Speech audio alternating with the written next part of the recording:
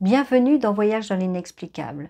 Je suis Lorraine Jourdain, mais beaucoup d'entre vous m'ont connue jusqu'ici pendant plusieurs années sous le nom de Lexa Marot, médium clairaudiente. Certains m'ont découverte à la télévision sous le nom de Lexa Marot, et puis d'autres à travers mes livres ou mes vidéos. C'est pas le sujet. Aujourd'hui, nous allons parler d'Amityville. Voilà un sujet qui a suscité beaucoup de réflexions et qui a fait couler beaucoup d'encre dans les journaux à l'époque et beaucoup d'émissions de télévision sur le sujet, beaucoup de réflexions. Alors Amityville, c'est un nom qui déclenche immédiatement des images.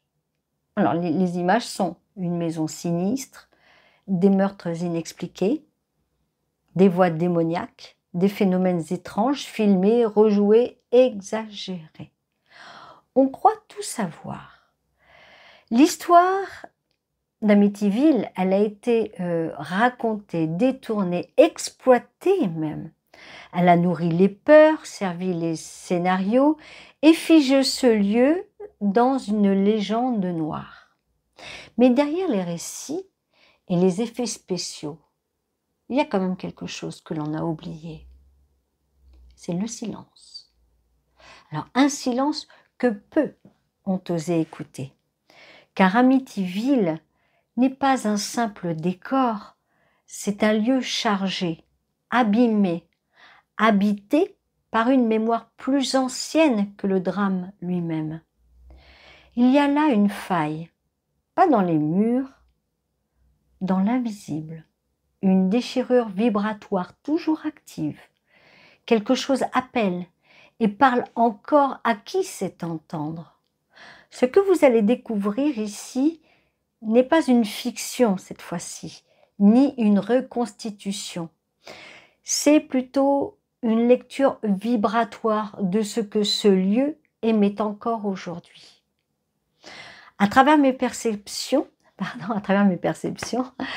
ce que j'ai ressenti, ce que j'ai entendu et ce que j'ai vu au-delà des apparences.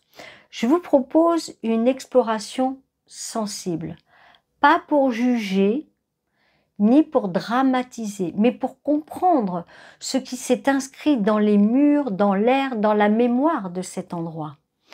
Amityville, ce n'est pas un film d'horreur. C'est une trace, un choc, un point de rupture entre le visible et l'invisible. Et si vous écoutez attentivement, vous entendrez vous aussi ce que la maison a encore à dire.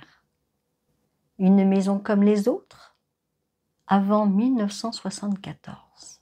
Avant que le 112 Océan Avenue ne devienne un symbole d'horreur, il y avait une maison. Elle a été construite en 1924 au bord d'un canal tranquille de la petite ville d'Amityville. C'était une demeure bourgeoise d'architecture coloniale hollandaise, entourée d'arbres, de pelouses et du calme typique de Long Island. Rien, en apparence, ne la distinguait des autres. Elle avait connu des familles, des rires d'enfants, des départs, des retours, des saisons ordinaires. La maison avait vécu. Et pourtant, en me connectant à elle, non pas par les faits, mais par sa vibration, moi j'ai perçu autre chose. Quelque chose d'enfoui, pas une entité, pas un événement effacé, mais une tension diffuse, latente, comme un malaise silencieux. Le sol vibrait déjà d'une mémoire ancienne, plus ancienne que les murs.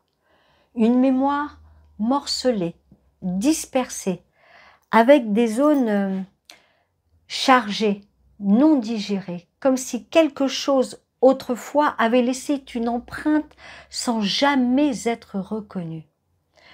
Ce n'était pas encore une brèche, mais une ligne que j'appelle de fragilité, comme une faille sous-jacente, pas ouverte, mais prête à s'activer au contact d'émotions humaines. La maison avait été posée là, comme on poserait un poids sur un nœud énergétique. Et ce nœud invisible, lui, attendait. Il attendait un choc, un déséquilibre, un drame qui viendrait réveiller ceux qui dormaient. Alors avant 1974, la maison semblait ordinaire. Mais déjà quelque chose vibrait. Et ce quelque chose ne demandait qu'à surgir. Le drame des déféos, meurtre ou emprise. Nous sommes dans la nuit du 13 au 14 novembre 1974. Ronald DeFeo Jr., 23 ans, prend un fusil de calibre 35, je crois, et abat un à un les 6 membres de sa famille pendant leur sommeil. Son père, sa mère, ses 2 frères, ses 2 sœurs. Tous retrouvés dans leur lit, face contre le matelas, sans lutte, sans cri, sans bruit. L'âme est bruyante. Et pourtant, personne ne se lève. Aucun enfant ne fuit, même les chiens ne réagissent pas. Dès l'origine, le silence, évidemment, interroge. Lors de son arrestation, Ronald change de version. La mafia, puis ensuite vient l'aveu, puis encore une fois changé, ce sont les voix. Des voix, dit-il, qui lui auraient ordonné d'agir, des absences, des trous noirs, un esprit qui vacille. Il oscille entre cynisme et panique, entre détachement et terreur confuse. Mais en me connectant à cette nuit-là, je n'ai pas perçu un crime prémédité. J'ai ressenti une rupture intérieure, une fracture, un dédoublement, comme si Ronald n'était plus seul en lui, comme si quelque chose avait trouvé en lui une porte ouverte. Ce genre de faille attire ce qui se nourrit de l'ombre non reconnue. Une entité larvaire mais évoluée peut alors s'infiltrer. Pas de façon visible, pas comme une voix extérieure qui résonne dans la pièce, mais comme une imprégnation, une pensée qui ne vient pas de soi, mais qui semble s'imposer. Ronald ne l'a pas créée, il l'a subie. La voix, s'il l'a entendue, venait d'un endroit en lui que sa conscience ne contrôlait plus. Une partie dissociée, un fragment de lui-même occupé, alimenté par une entité qu'on appelle parasite. Cette influence, ce glissement subtil de la pensée vers l'acte n'a rien d'un spectacle de possession. Je veux que les choses soient bien claires. C'est une emprise, une saturation, un brouillage qui devient si dense qu'il prend le dessus. Ronald portait déjà une rage sourde, un sentiment d'exclusion, de rejet. Son âme était morcelée, des zones de vide se multipliaient en lui. Et dans ces zones, quelque chose s'est engouffré. Ce que j'ai perçu, moi, c'est une influence vibratoire profondément parasitaire. Elle a pris appui sur un terrain déjà fragile, déjà chargé. Un karma familial lourd, des non-dits, des tensions accumulées, des blessures non verbalisées, comme si cette famille portait depuis longtemps un fardeau invisible prêt à exploser. Et le matin du drame, la maison elle-même ne vibrait plus pareil. Quelque chose s'était figé, l'atmosphère était devenue collante, lourde, comme saturée. La lumière du lieu s'était éteinte d'un coup et ce silence, cette densité poisseuse, n'est jamais vraiment partie. Même aujourd'hui, en me reconnectant à distance, je sens encore la trace du choc, un choc pas seulement physique, mais profondément vibratoire. La vibration du sang. Que laisse un massacre? Lorsqu'un lieu est marqué par une mort brutale, il ne redevient jamais totalement neutre. Le temps ne suffit pas à effacer la trace. La violence, elle, laisse une empreinte invisible mais tenace. Un choc inscrit dans la matière, un cri suspendu bloqué entre les murs qui ne trouvent pas d'issue. Les murs, les sols, l'air lui-même enregistre davantage qu'on ne le croit. Et oui, le sang versé porte une fréquence, pas seulement biologique, mais énergétique. Une vibration dense faite de panique, de sidération, de rupture brutale entre le corps et l'âme. Et cette vibration, lorsqu'elle est émise, ne se dissout pas comme une simple émotion. Elle stagne, elle se fige, elle se mêle aux fibres du lieu qui l'a reçue. À Amityville, la charge vibratoire laissée par le massacre n'est pas une mémoire, c'est une faille, une blessure toujours ouverte, toujours active. Le silence qui a suivi n'est pas un vide, c'est un trop-plein figé dans l'espace. Les cris étouffés, le sang absorbé, les respirations coupées ont créé un champ d'instabilité profonde. Une trame invisible faite de tensions et de frayeurs extrêmes. Et ce chant, encore aujourd'hui, continue d'émettre. Pas forcément à haute fréquence, mais comme un courant sourd qui attire, qui accroche, qui dérègle. Ce type de lieu devient un point d'appel, un aimant pour ceux qui rôdent entre les mondes. Pas les âmes apaisées, mais les fragments, les errances, les présences troubles qui se nourrissent de mémoires de désordre, de désorientation. Amityville, depuis ce jour, n'est plus simplement une maison, il faut se le dire. C'est un réservoir de douleurs comprimées, une onde figée dans la structure du lieu. En me reconnectant par exemple à la scène du drame, moi je ressens toujours une vibration sèche, tranchante, presque métallique. Des zones froides, des courants instables, des poches de tension où la douleur reste suspendue, comme figée dans le temps. Certaines âmes sont reparties vite, portées au-delà par le choc. Mais d'autres fragments semblent rester là, comme projetés hors du temps, hors d'elles-mêmes. Le massacre a agi comme une explosion vibratoire, un effondrement de l'harmonie du lieu. Depuis, la maison ne vibre plus comme un simple espace de vie. Elle est devenue un carrefour, un point de bascule entre la mémoire collective et l'invisible non digéré, un lieu témoin de ce que l'âme humaine refuse parfois de regarder en face. Les Lutz, un séjour de 28 jours. Lorsqu'ils emménagent en décembre 1975, George et Kathy Lutz ne viennent pas les bras vides. Ils arrivent avec leurs histoires, leurs blessures, leurs croyances aussi, mais aussi avec leurs intentions. Ce n'est pas un hasard si cette maison les attire. Elle a un prix très bas, mais ce n'est pas cela qui les retient. C'est une sensation, un magnétisme étrange, comme un appel. Georges, à cette époque, est en recherche, ouvert aux influences sensibilisées à certaines pratiques. Il médite, il lit sur l'ésotérisme, il cherche des réponses. Kathy, elle, est croyante, intuitive, émotionnellement connectée à ce qu'elle ressent. Alors, pas forcément rationnelle, mais profondément réceptive.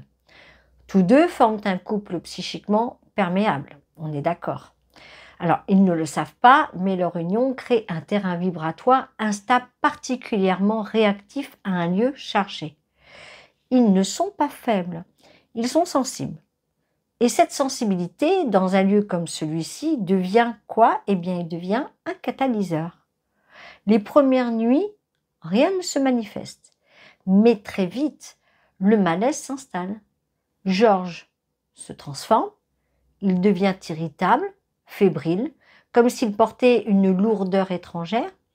Il se réveille à 3h15 chaque nuit, l'heure du drame, un an plus tôt. Kathy, elle ressent des frissons, des picotements, des pressions dans la poitrine. Les enfants, quant à eux, semblent affectés sans comprendre pourquoi. L'un d'eux parle d'un ami imaginaire, un cochon aux yeux rouges. Mais ce ne sont pas seulement les membres de la famille qui ressentent ce malaise. Un prêtre, proche de la famille, accepte de venir bénir la maison. Dès qu'il entre dans une pièce, il est saisi d'un frisson brutal. Il dit avoir entendu une voix lui crier « Pars d'ici », alors qu'il est seul dans la pièce. Peu après, il tombe malade, souffre de douleurs intenses et refuse de retourner dans les lieux. Cette scène a beaucoup marqué. On l'a reprise, réécrite, amplifiée même. Mais derrière les récits, il reste un fait. Un homme extérieur à la famille aperçut une présence dérangeante. Quelque chose dans cette maison a réagi à sa tentative de purification. Il ne s'agit pas forcément d'un démon au sens religieux, mais peut-être une entité qui se sentait menacée. Une présence parasitaire résiduelle accrochée au lieu comme une moisissure énergétique et qui refusait d'être délogée. Mais j'y reviendrai plus en détail un peu plus tard, car ce type de manifestation n'a rien de rare lorsqu'un lieu a été saturé par un choc aussi violent et qu'aucun travail vibratoire profond n'a été engagé. Il ne s'agit pas encore de phénomènes spectaculaires. Il s'agit là d'un glissement lent, insidieux. La mémoire du lieu s'active progressivement par résonance. Les Lutz, sans le savoir, ont rouvert une faille. Leur énergie a touché le noyau encore vivant du traumatisme passé.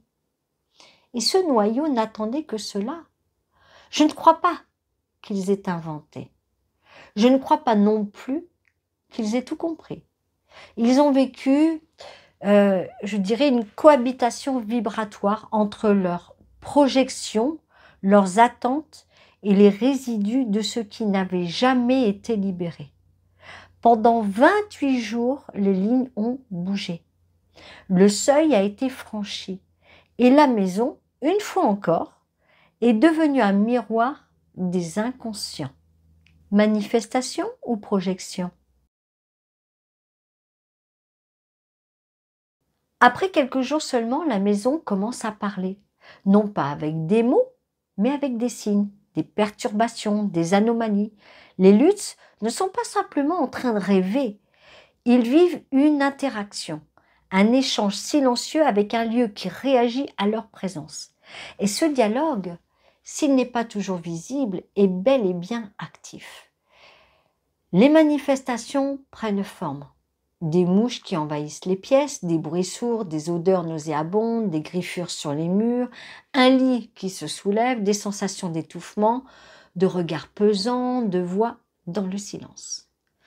Il ne s'agit pas ici de savoir si tout cela est vrai ou exagéré, mais de comprendre ce qui peut émerger lorsqu'une mémoire de lieu entre en résonance avec des consciences sensibles et un passé non digéré.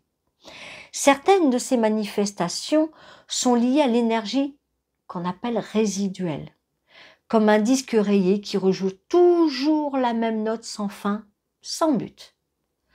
Un événement traumatique laisse une empreinte et cette empreinte peut parfois se manifester seule, comme une image figée dans l'air. Je l'ai vécu ça dans d'autres lieux. Puis d'autres manifestations semblent plus actives, comme si quelque chose dans les murs cherchait à se faire entendre ou à se nourrir. Ce n'est plus seulement un souvenir, c'est une présence. Il faut cependant nuancer, car ce qui est perçu n'est pas toujours extérieur. La peur, le poids du récit, l'angoisse, la mémoire collective peuvent générer autre chose. Une construction mentale vibratoire qui prend consistance.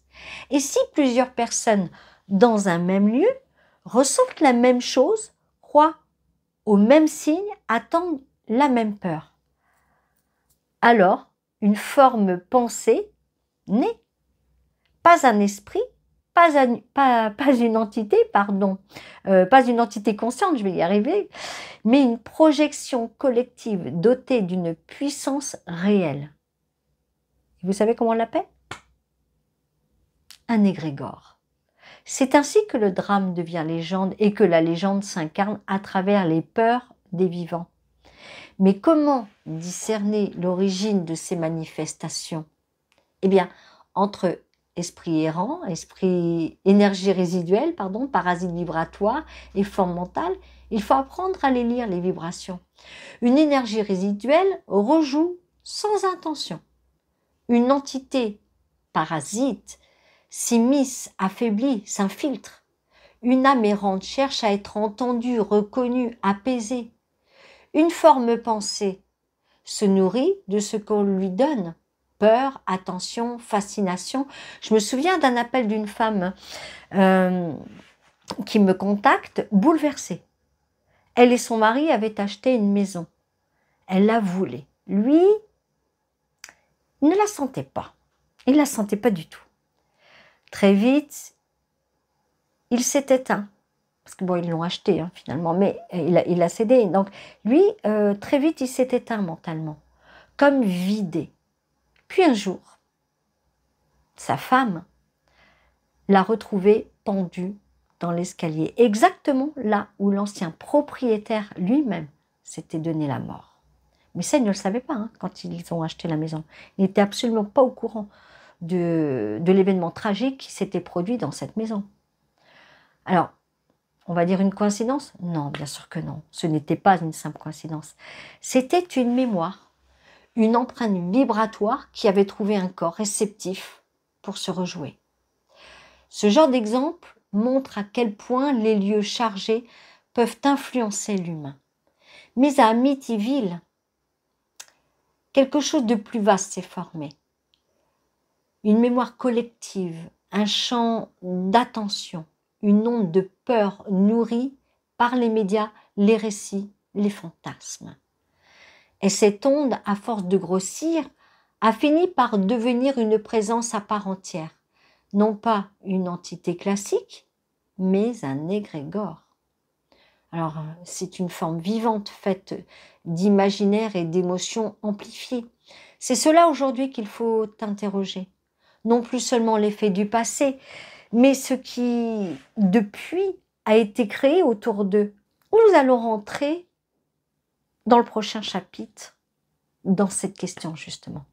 Car à force d'y croire, on donne parfois corps à ce que l'on redoute le plus. Le rôle des médias et de l'égrégore collectif. Amityville n'est pas seulement une maison, c'est devenu un symbole. Et ce symbole a été façonné par des mots, des images, des récits, des livres à sensations, des films à frissons, des interviews scénarisées, des photos montées, des dialogues réécrits. Tout a été amplifié, exagéré, détourné. L'histoire réelle a été avalée par le mythe. Et ce mythe est devenu plus puissant que les faits eux-mêmes. Les médias ont créé une légende. Mais cette légende n'est pas neutre. Elle porte une vibration. Elle nourrit une forme. Elle alimente un champ invisible fait de peur, de projections, de croyances accumulées. C'est cela, un égrégore. Un égrégore n'est pas une fiction, c'est une forme d'énergie collective créée par la répétition de pensées, de récits, de souvenirs partagés. À Amityville, l'égrégore de peur est massif, dense, ancien et toujours actif. Il attire tout ce qui vibre bas. Il bloque les tentatives de nettoyage. Il renforce les mémoires déjà présentes. Mais au-delà de l'égrégore, quand même, disons-le, il y a autre chose. Oui, il y a autre chose. Une présence réelle, ancienne, silencieuse et enracinée. Elle ne vient pas des rumeurs, elle ne vient pas des films, elle ne vient pas de la peur collective. Elle était là avant, en périphérie du lieu, en attente, en veille. Ce que j'ai perçu, ce n'est pas une âme humaine, pas un défunt perdu, pas un simple écho du passé. C'est une entité larvaire évoluée. Une conscience non incarnée, non humaine, faite de fragments anciens, de charges émotionnelles figées, de mémoires désincarnées rassemblées dans une forme qui survit en s'ancrant là où la vibration est instable. Alors certains l'auraient appelé démon. Mais ce mot chargé d'imaginaire religieux, de peur collective, ne correspond pas à ce que j'ai perçu. Ce n'est pas un être du mal envoyé pour punir. Non, non, non, non, non. Non, j'insiste. Ce n'est pas une force du diable. Ce n'est pas une entité qui agit avec un but moral. Ce n'est pas du tout ça. C'est une conscience désorganisée qui se nourrit de ce qui est faible, souffrant, divisé.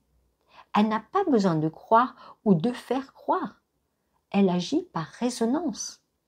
Et là où certains parlent de possession démoniaque, je vois plutôt une prise d'emprise progressive, une cohabitation invisible entre un être humain déjà affaibli et une présence sans ancrage mais bien réelle. C'est une nuance essentielle, car comprendre cela, c'est sortir de la peur religieuse et entrer dans la conscience vibratoire. Ce qui s'est passé avec la famille de Féo illustre cela. Ils n'étaient pas dans la peur, ils n'attendaient pas l'étrange, mais la maison a amplifié ce qui chez eux était déjà en déséquilibre. Des tensions muettes, des humiliations, une autorité violente, un isolement émotionnel, des non-dits accumulés. L'entité n'a rien créé, elle a juste accéléré ce qui était prêt à éclater. Elle ne pousse pas directement au crime, c'est pas ça. Elle désorganise, elle désaligne, elle affaiblit la clarté intérieure. Et dans certaines circonstances, comme ce soir-là, elle prend le dessus en silence. Elle n'appose rien, mais elle ouvre les portes du vide. Ce type d'entité devient semi-consciente au fil du temps. Et si elle atteint un certain niveau de densité, elle agit même sur la matière. C'est ce que révèlent certains témoignages.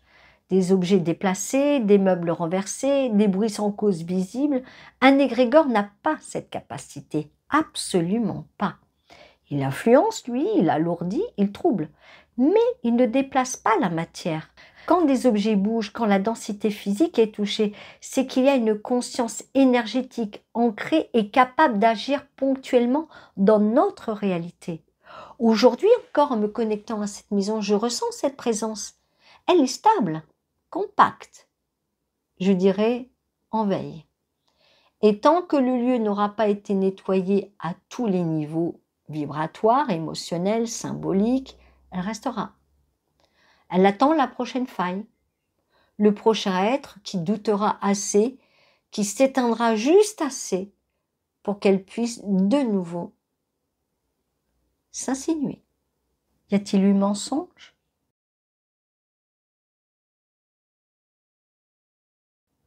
Depuis des années, on accuse Georges et Cathy Lutz d'avoir tout inventé.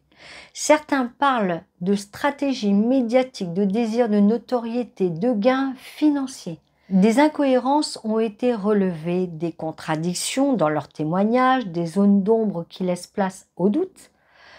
Le fait que leur histoire ait été vite reprise par un auteur, puis par un éditeur, n'a fait que renforcer l'idée d'un scénario monté.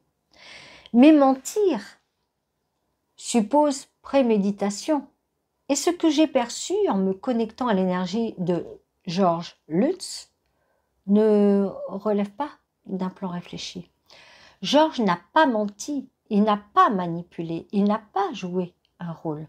Ce que j'ai ressenti, c'est un homme profondément impacté par ce qu'il a vécu, mais aussi influencé par ce qu'il croyait devoir vivre. Georges était en quête, en ouverture, en réception constante, mais sans cadrage, sans ancrage et sans discernement spirituel. La mémoire du lieu ne l'a pas frôlé, elle l'a traversé de plein fouet. Et parce qu'il ne savait pas distinguer ses émotions de ses intuitions, ses peurs de ses perceptions, il a commencé à s'aligner sur une vibration qu'il ne maîtrisait pas. Il ne s'agissait pas de mensonges conscients, mais d'une confusion progressive, entre ce qui se passait en lui et ce qu'il pensait percevoir. Une spirale, un glissement. Et c'est ce que j'appelle une perception mal intégrée. Non pas une hallucination, mais une expérience réelle, filtrée par un inconscient saturé et amplifié par l'égrégore du lieu. Georges croyait ce qu'il disait. Il ne comprenait pas l'origine exacte de ce qu'il vivait. Il ne mentait pas. Il l'interprétait depuis un espace de lui-même déjà fragilisé, déjà habité par certaines croyances. Et dans un tel lieu où la vibration est instable, où la mémoire est dense, ce genre de confusion peut très vite donner naissance à des manifestations bien réelles. Car ce que l'on croit, ce que l'on nourrit, ce que l'on projette prend forme. Même une peur ancienne peut devenir entité. Même un rêve diffus peut se cristalliser dans la matière. C'est là que réside l'ambiguïté profonde du cas Amityville. Ce n'est pas une supercherie, mais ce n'est pas non plus une vérité simple. Une résonance entre un lieu déjà chargé et une conscience qui ne savait pas se protéger. Et cela suffit parfois à faire vaciller le réel. Le prêtre, les voix et la peur. Parmi les témoignages liés à la maison d'Amityville, l'un des plus souvent évoqués est celui du prêtre venu bénir les lieux peu après l'emménagement. On en a parlé juste avant. Voilà. Quand je parle d'emménagement, c'est des luttes, hein, bien évidemment. Le père Ralph J. Pecoraro, c'est lui, c'est ce prêtre. Alors, un homme d'église appelé par prudence, par tradition aussi, parce que Cathy Lutz, croyante, avait demandé cette bénédiction comme un acte de protection. Il entre donc seul dans la maison, monte à l'étage, s'arrête dans une pièce, celle qui fut autrefois la chambre de Marc et de John de Féo. Et là, il dit avoir entendu une voix claire, froide, venir de nulle part, mais s'imposer dans l'espace. Elle lui aurait dit « pars d'ici ». Alors, ce n'était, il semblerait pas un murmure intérieur, pas non plus une intuition, mais une voix distincte. Très vite, il ressent un malaise physique, des douleurs, une impression d'oppression. Et en quittant la maison, il se passe qu'il tombe malade. Une série de symptômes qu'il attribuera à cette visite. Son témoignage a été largement relayé, amplifié, instrumentalisé. Mais au-delà de l'émotion, que s'est-il passé? Alors je me suis connectée, et en me connectant à ce moment-là, ce n'est pas un mensonge que je perçois.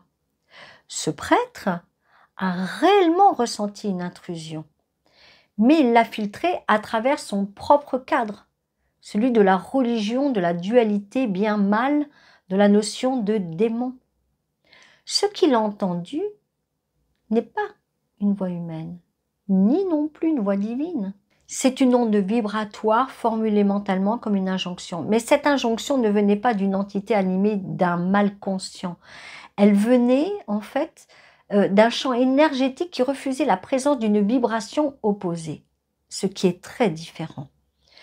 Une entité larvaire évoluée peut réagir violemment à une énergie qui cherche à restaurer l'ordre. Non pas parce qu'elle a peur de Dieu, mais parce qu'elle se nourrit du désordre. L'arrivée du prêtre, sa parole sacrée, son attention de purification a généré quoi? Un choc de fréquence. Et l'entité, elle a répondu, par rejet, par défense. Donc le prêtre a cru à un démon. Mais ce n'est pas un démon au sens théologique. C'était une forme qui s'est sentie menacée dans sa zone d'ancrage. Voilà.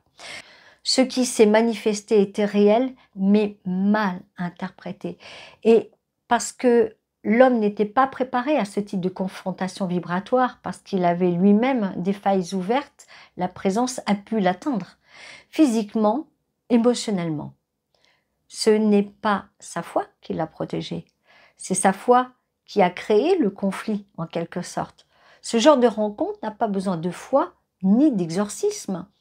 Il demande un centrage, un alignement et une lecture claire de ce qui se joue. Le père Ralph J. Pecoraro a vécu quelque chose.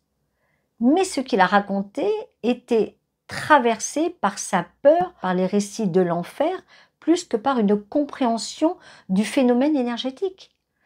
C'est ainsi qu'a commencé la confusion entre spiritualité et spectacle, entre vibration et religion, entre lecture subtile et mythe démoniaque.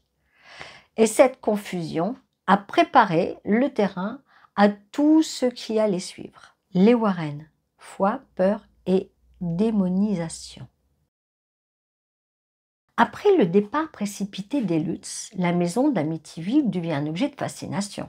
On est bien d'accord. Tout le monde en a entendu parler, parce que les médias s'en sont emparés, les curieux ont afflué, et parmi eux, un couple déjà connu dans le domaine du paranormal, Ed et Lorraine Warren. Ils sont enquêteurs catholiques pratiquants et persuadés que certaines forces sont d'origine démoniaque. Leur approche repose sur une foi sincère, sur une lecture spirituelle très marquée par le bien et le mal, le divin et l'infernal. Lorraine, même prénom que le mien, mais qui n'a pas la même orthographe, tout comme moi, elle était médium. Ed, lui, il était autre chose.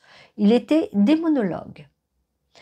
Ensemble, ils ont parcouru des lieux chargés d'histoires sombres, cherchant à détecter la présence de ce qu'ils appellent le mal pur. Et à Amityville, ils affirment l'avoir trouvé. Lors de leur venue, ils ressentent une lourdeur. Lorraine dit avoir perçu des présences hostiles, des entités agitées, des menaces vibrantes. Elle parle d'un danger réel invisible, mais puissant. Pour eux, ce lieu est marqué par une influence démoniaque. Ils ne cherchent pas à tout expliquer. Ils désignent, ils nomment. Et ce nom, démon, devient alors celui qui collera à Amityville pour toujours. Mais cette grille de lecture n'est pas universelle. Elle appartient à une tradition, à une croyance, à un système binaire où le mal prend forme, où il s'incarne et où la possession est une réalité spirituelle dite diabolique. Ce que j'ai perçu, moi, après, ce n'est que moi, ce que j'ai perçu, c'est en me connectant au lieu, ça ne révèle pas cette polarité. Je n'ai pas senti la présence d'un démon au sens religieux du terme. Mais j'ai vraiment ressenti par contre une entité larvaire évoluée, dense et ancienne. Ce n'est pas incompatible, mais c'est une autre lecture, moins liée à la foi et plus proche de la vibration. Car ce que les Warren ont ressenti était bien réel, hein, je ne remets absolument pas en cause, mais peut-être nommé différemment. Le danger est là, oui, l'oppression aussi, mais ce n'est pas un mal qui cherche à posséder une âme pour l'emmener en enfer. C'est une entité qui se greffe aux failles, qui vit du désalignement et qui agit sans morale, sans croyance, sans dogme, pardon. Les Warren ont contribué quelque sorte à forger le mythe d'une maison possédée parce qu'ils ont ancré l'idée d'un lieu démoniaque. Ils ont fait résonner la peur religieuse, celle du diable et de ses œuvres. Mais dans l'invisible, tout n'est pas si simple. Et non, tout n'est pas noir ou blanc. Il existe des formes qui ne relèvent ni du divin ni de l'infernal, mais d'un entre-deux. Un champ vibratoire troublé, parasité, où l'inconscient humain rejoint l'énergie stagnante des mémoires non digérées. Ce que les Warren ont vu était peut-être vrai, mais leur vérité, voilà, c'est le problème, c'est que leur vérité était celle de leur foi. Que reste-t-il aujourd'hui dans la maison d'Amityville ? Aujourd'hui, le 112 Océan Avenue n'accueille plus de caméras, ni de journalistes, ni de chasseurs de fantômes.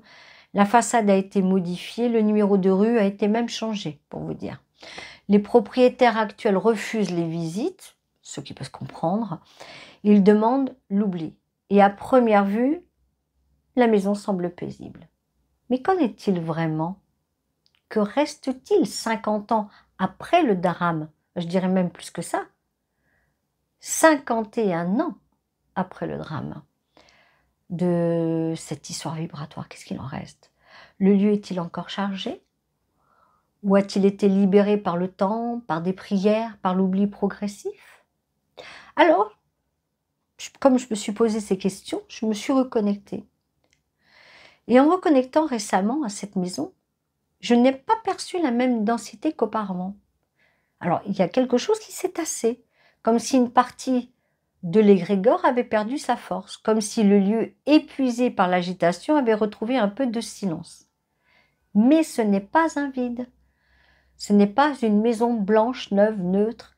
Il reste une empreinte, fine, discrète, comme un fil suspendu entre le passé et le présent. Et surtout, il reste une mémoire. Les âmes des membres de la famille de Feo, abattues dans leur sommeil, n'ont pas toutes fui aussitôt. Certaines ont été projetées hors du plan terrestre par la violence du choc. D'autres ont mis du temps. Elles ont erré. Entre confusion, choc et incompréhension, pas de cris, mais un flottement, une suspension dans l'espace. J'ai ressenti que les plus jeunes ont été guidés assez vite. Donc déjà, voilà, un souci de lever. C'est un petit peu comme s'il y avait eu quelque chose ou quelqu'un pour venir les chercher. Mais l'empreinte émotionnelle la plus lourde, celle qui subsiste encore, vient de l'une d'entre elles. Alors, j'ai vu une jeune femme, lucide, encore présente, non pour hanter, mais parce qu'elle aime, parce qu'elle veille. Je vous parlerai d'elle un petit peu plus tard, hein. Car si la maison a changé de visage, le lien d'âme qui s'y est noué, il faut quand même savoir qu'il n'a jamais été rompu. Ne pas l'oublier, ça. Ce que je ressens aujourd'hui en 2025. Je ne suis jamais allée physiquement dans cette maison, mais il y a quelques années, un producteur et un scénariste m'avaient contacté. Il réfléchissait à un documentaire sérieux sur Amityville. Enfin, c'était sur la spiritualité en général et Amityville en faisait partie. Alors, ce n'était pas pour créer un film d'horreur. Non, c'était un vrai projet d'enquête. Et si tout avait abouti, je me serais rendue sur place. Voilà, ils m'ont demandé si j'accepterais éventuellement d'aller sur place pour faire ce documentaire. Ce projet n'a pas vu le jour, bon, pour des raisons qui ne m'appartiennent pas, hein. Mais à l'époque, comme la possibilité existait, je m'étais connectée au lieu. C'est d'ailleurs comme ça que j'ai pu avoir toutes ces informations. Et sincèrement et profondément, je l'ai fait. Et j'avais tout noté dans un cahier, comme à mon habitude, mais sans intention de publier, juste pour bien analyser, pour bien tout cadrer, voilà. Juste parce que la vibration était quand même relativement forte, hein, donc il fallait forcément qu'elle soit écrite. Et je me souviens précisément du moment, j'étais seule chez moi, je me suis assise, j'ai fermé les yeux, et puis j'ai prononcé lentement 112 Océan Avenue, Amityville, New York, comme une clé, un petit peu comme un appel, hein. Et la première chose qui m'était venue, ce n'était pas une image, c'était un vertige, une pression sur le plexus, une sorte de tremblement interne, comme si une ligne venait de s'ouvrir. Puis j'ai senti une présence claire, féminine, ni menaçante, ni perdue. Juste là, déterminée, lucide. J'ai vu une jeune femme, brune, tranquille. Elle ne demandait rien, elle ne cherchait pas à parler, mais sa présence était une réponse en soi. C'est elle qui m'a conduite à tout revisiter, à ne pas m'arrêter aux films, aux livres, aux suppositions. C'est elle qui m'a fait comprendre que cette maison n'était pas un décor de possession, mais un nœud, un point de fracture. Ce que je ressens aujourd'hui en 2025, lorsque j'ai regardé récemment pour faire cette vidéo, donc la photo, c'est plutôt un apaisement partiel. Le lieu n'est plus ce qu'il a été, mais voilà, il reste un écho. Et dans cet écho, cette jeune âme continue de veiller. Pas sur la maison, mais sur ce qu'elle représente, sur ce qu'elle a aimé, sur ce qu'il reste à comprendre. Et c'est pour elle, en grande partie, que j'ai décidé d'en parler aujourd'hui. Qui est cette âme?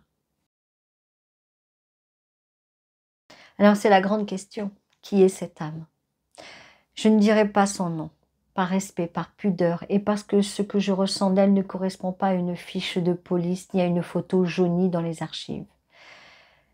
Alors c'est vrai que je laisse l'énigme en suspens, mais ce que je peux vous dire, c'est ceci: elle n'est pas perdue, elle n'est pas non plus prisonnière du lieu, elle n'est pas non plus bloquée dans une boucle de souffrance. C'est une âme lucide, claire. Elle s'est détachée très vite du drame par contre. Elle a laissé une empreinte à fragments, comme une mémoire déposée, non pas par souffrance, mais pour préserver quelque chose, comme une veille. Quand je me suis connectée, je l'ai sentie présente. Alors, pas dans la plainte, pas dans la peur, mais dans une forme de douceur mêlée à une détermination tranquille. Elle sait ce qui s'est passé. Elle n'a pas besoin de justice humaine. Elle ne cherche pas à se venger. Elle cherche juste quelque chose. Une seule chose. Ou deux. À être comprise, à être reconnue en dehors du récit de l'horreur. Voilà. C'est simple. Je n'ai pas vu d'image violente. Je n'ai pas entendu des cris. Ce que j'ai ressenti, c'est une séparation rapide, presque douce, comme si elle avait été immédiatement prise en charge de l'autre côté, mais une part d'elle vibratoirement est restée. Non pas bloquée, mais volontairement ancrée dans cette maison. Pas pour hanter, comme on peut se l'imaginer, pas pour tourmenter non plus, mais pour témoigner. C'est elle qui m'a soufflé que ce lieu ne se résume pas à un démon, à un film ou à un livre de plus. C'est elle qui garde la vibration juste au milieu de tout ce vacarme. Et c'est elle, non, je dirais plutôt, c'est pas elle, non, c'est à elle que je rends hommage en parlant aujourd'hui. Les grandes leçons vibratoires de l'affaire Amityville. Amityville n'est pas seulement une maison hantée, c'est un miroir, un révélateur, un amplificateur. Ce lieu, plus que d'autres, a exposé les failles humaines, les tensions invisibles, les blessures familiales non guéries. Il a été le théâtre d'un drame, puis le support d'un récit collectif et enfin le point de fixation d'un imaginaire mondial. Mais derrière les images, derrière les films et les peurs, il y a des leçons profondes que ce lieu transmet encore aujourd'hui à ceux qui savent écouter autrement. La première, c'est que la mémoire d'un lieu est bien plus vivante qu'on ne l'imagine. Les émotions fortes, les chocs violents ne disparaissent pas dans le silence. Ils se figent dans l'espace. Ils s'enracinent dans les murs, dans les sols, dans la matière. La deuxième, c'est que l'ombre ne crée rien, elle révèle, elle amplifie, elle met en lumière ce qui déjà était prêt à basculer. L'entité présente à Amityville n'a pas inventé le drame, il faut le savoir. Et il faut arrêter de toujours rejeter. Voilà. Non, elle a accompagné une faille, tout simplement. Elle a pénétré là où la conscience avait déserté. Elle n'a pas imposé, elle a profité, elle a absorbé comme un champignon se nourrit d'un tronc déjà pourri de l'intérieur. Et la troisième leçon, c'est que la peur attire. Elle densifie, elle coagule autour d'elle des formes pensées, des émotions collectives, des projections inconscientes. Et à force d'être crue, une fiction devient énergie, un fantasme devient vibration. C'est ainsi que les égrégores naissent et qu'ils deviennent parfois plus agissants que la réalité initiale. Et enfin, la dernière leçon, c'est que ce type de lieu nous invite à affiner notre discernement, à ne pas chercher le mal dans l'invisible, mais à voir où en nous se logent encore les failles, les colères, les déséquilibres non pacifiés. Car ce que l'on vit dans un lieu chargé révèle bien souvent ce qui n'a pas été guéri à l'intérieur. Amityville n'est pas un cas isolé, c'est une matrice d'enseignement, une démonstration vibratoire de ce qui se produit quand l'invisible entre en collision avec l'instable. Et si cette maison parle encore aujourd'hui, ce n'est pas pour effrayer, c'est pour rappeler que tout lieu, toute âme, toute histoire porte une mémoire et que rien, jamais ne disparaît vraiment. Tout se transforme, tout cherche à être vu, compris et peut-être un jour, vous le souhaitez, apaisé. ce que murmure encore la maison. On croit parfois qu'il suffit de quitter un lieu pour échapper à ce qu'il contient. Mais certains lieux continuent de vous habiter bien après en être sortis. Amityville n'est pas un mythe à démonter ni un simple décor d'horreur. C'est un lieu blessé, un espace où la mémoire s'est figée, où la conscience humaine a vacillé et où l'invisible a trouvé un écho. Il ne s'agit pas ici de juger les faits, je n'y tiens pas, ni de rejouer ce qui a été dit, mais de ressentir, de se mettre à l'écoute des fréquences plus subtiles, de ce qui ne s'écrit pas dans les rapports, mais dans l'atmosphère, dans le silence, dans les nœuds invisibles que certains lieux portent encore. Ce que j'ai voulu transmettre à travers cette lecture médiumnique, ce n'est pas une vérité absolue, loin de moi, mais une résonance, un autre regard, un tissage entre l'histoire visible et la vibration profonde d'un lieu que le monde a trop vite étiqueté. Comme je le dis souvent, l'invisible n'est pas un monde à fuir, c'est une mémoire à entendre. Voilà, c'est ce que je dis. Si ce voyage vous a touché, écrivez un commentaire sous la vidéo, cliquez sur le pouce, abonnez-vous à la chaîne et actionnez la cloche pour être prévenu des prochaines vidéos. Et je vous dis à très bientôt pour un nouveau voyage dans l'inexplicable.